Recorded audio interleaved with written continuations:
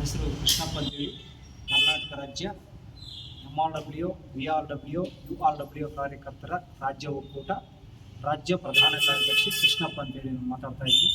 ಮಾನ್ಯ ಆತ್ಮೀಯ ಎಲ್ಲ ನಮ್ಮ ಕಾರ್ಯಕರ್ತ ಬಂಧುಗಳೇ, ತಮ್ಮೆಲ್ಲರಿಗೂ ಕೂಡ ಮೊದಲನೇ ಬಾರಿಗೆ ವಿಶ್ವ ವಿಕಲಚೇತನರ ದಿನಾಚರಣೆಯ ಹಾರ್ದಿಕ ಶುಭಾಶಯಗಳನ್ನು ಕೋರ್ತಾ, ಇವತ್ತು ಮಾನ್ಯ ಮುಖ್ಯಮಂತ್ರಿಗಳಿಗೆ, ಮಾನ್ಯ ಸಚಿವರಿಗೆ ಎಲ್ಲರೂ ಕೂಡ ನಾವು ಅಂತಿಮವಾಗಿ ನಮ್ಮ ಬೇಡಿಕೆಗಳ ಈಡೇರಿಕೆಗಾಗಿ ಒಂದು ಅವಕಾಶವನ್ನು ಕೊಟ್ಟಿದ್ವಿ. ಅವರು ನಮ್ಮ ಬೇಡಿಕೆಗಳನ್ನು ಈಡೇರಿಸಿ ಕನಿಷ್ಠ ಇವತ್ತು ಘೋಷಣೆ ಮಾಡಬೇಕು ಅಂತೇಳಿ ಎಲ್ಲ ಮಾನ್ಯ ಜಿಲ್ಲಾಧಿಕಾರಿಗಳ ಮೂಲಕ, ಮಾನ್ಯ ಶಾಸಕರುಗಳ ಮೂಲಕ ನಾವು ಮಾನ್ಯ ಮುಖ್ಯಮಂತ್ರಿಗಳಿಗೆ, ಮಾನ್ಯ ಇಲಾಖಾ ಸಚಿವರಿಗೆ, ಮಾನ್ಯ ನಿರ್ದೇಶಕರಿಗೆ ಗಮನ ಸೆಳೆಯುವಂಥ ಒಂದು ಕಾರ್ಯಕ್ರಮವನ್ನು ಹಮ್ಮಿಕೊಂಡಿದ್ವಿ. ಇವತ್ತು ಯಾವುದೇ ರೀತಿಯಲ್ಲಾಗಿರುವಂಥ ನಮ್ಮ ಕಾರ್ಯಕರ್ತರಿಗೆ ಕಳೆದ 17 ವರ್ಷಗಳಿಂದ ನಾವು ಎಲೆಮರೆಕಾಯಿಗಳ ಥರ ಇಲಾಖೆಯಲ್ಲಿ ಹಲವಾರು ಕಾರ್ಯಗಳನ್ನು ನಾವು ಮಾಡ್ಕೊಂಡು ಬರ್ತಾ ಇದ್ವಿ. ಆದರೂ ಕೂಡ ಇಲಾಖೆ ನಮ್ಮನ್ನೆಲ್ಲೋ ಒಂದು ಕಡೆ ತಾತ್ಸಾರ ಮನೋಭಾವನೆಯಿಂದ ಇವರು ಒಂದು ಅಂತೇಳಿ ಮನೋಭಾವನೆಯಿಂದ ಕಾಣ್ತಾ ಇದೆ. ಹಾಗಾಗಿ ನಾವು ಸರ್ಕಾರಕ್ಕೆ ಹಲವಾರು ಬಾರಿ 17 ವರ್ಷಗಳಿಂದ ಹೋರಾಟ ಮಾಡ್ಕೊಂಡು ಬರ್ತಾ ಇದ್ವಿ. ಆದರೆ ಇದುವರೆಗೆ ನಮ್ಮ ಬೇಡಿಕೆಗಳು ಏನಾಗಿದ್ದಾವೆ, ಅವು ಅರಣ್ಯರೋಧನವಾಗಿದೆ. ಹಾಗಾಗಿ ನಾವು ವಿಧಿ ಇಲ್ಲದೆ ನಾವು ಮಾನ್ಯ ಮುಖ್ಯಮಂತ್ರಿಗಳಿಗೆ ಈಗಾಗಲೇ ಹೇಳಿದ್ವಿ. ಮಾನ್ಯ ಮುಖ್ಯಮಂತ್ರಿಗಳು ಕೂಡ ಹಿಂದೆ ಭರವಸೆಯನ್ನು ಕೊಟ್ಟಿದ್ರು.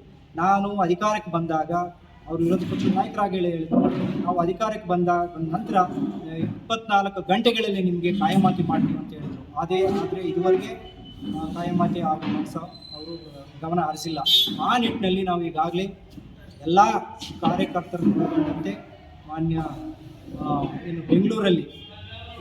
ಬೆಂಗಳೂರು ಫ್ರೀಡಮ್ ಪಾರ್ಕಲ್ಲಿ ಸ್ವಾತಂತ್ರ್ಯ ಉದ್ಯಾನವನದಲ್ಲಿ ದಿನಾಂಕ 5/12/2024 ತಾರೀಕಿಂದ ಕನಿಷ್ಠ ವೇತನ, ಕಾಯಮಾತಿ ಸೇರಿದಂತೆ ವಿವಿಧ ಬೇಡಿಕೆಗಳನ್ನು ಈಡೇರಿಸಲೇಬೇಕು ಅಂತ ಒತ್ತಾಯ ಮಾಡ್ತಾ ನಾವು ಅನಿರ್ದಿಷ್ಟಾವಧಿ ಅಹೋರಾತ್ರಿ ಧರಣಿಯನ್ನು ಹಮ್ಮಿಕೊಳ್ಬೇಕು ಅಂತೇಳಿ ಈಗಾಗಲೇ ನಾವು ತೀರ್ಮಾನ ಮಾಡಿಬಿಟ್ಟಿದ್ದೀವಿ.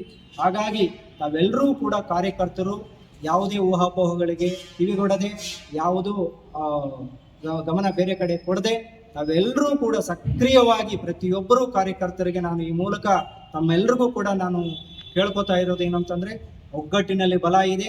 ನಮ್ಮೆಲ್ಲ ಕಾರ್ಯಕರ್ತರು ಗಟ್ಟಿಯಾಗಿರುವಂಥ ಒಂದು ಕೂಗನ್ನು ಸರ್ಕಾರಕ್ಕೆ ಇವತ್ತು ಮುಟ್ಟಿಸಬೇಕಾಗಿದೆ.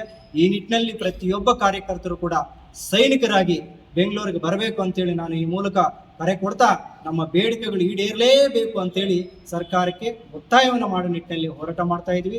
ತಮ್ಮೆಲ್ಲರ ಭವಿಷ್ಯ ಇದರಲ್ಲಿ ಅಡಗಿದೆ. ಹಾಗಾಗಿ 17 ವರ್ಷಗಳ ನಮ್ಮ ಶ್ರಮ ಕೇವಲ ಅರಣ್ಯರೋಧನ ಆಗ್ತಾ ಇರುವಂಥ ಈ ಹಿನ್ನೆಲೆಯಲ್ಲಿ ಪ್ರತಿಭಟನೆ ಒಂದೇ ನಮಗೆ ದಾರಿ. ಹಾಗಾಗಿ ಪ್ರತಿಭಟನೆಗೆ ತಾವೆಲ್ಲರೂ ಕೂಡ ಬರಬೇಕು ಅಂತೇಳಿ ಈ ಮೂಲಕ ನಾನು ಕೋರ್ಕೊತಾ ಇದ್ದೀನಿ.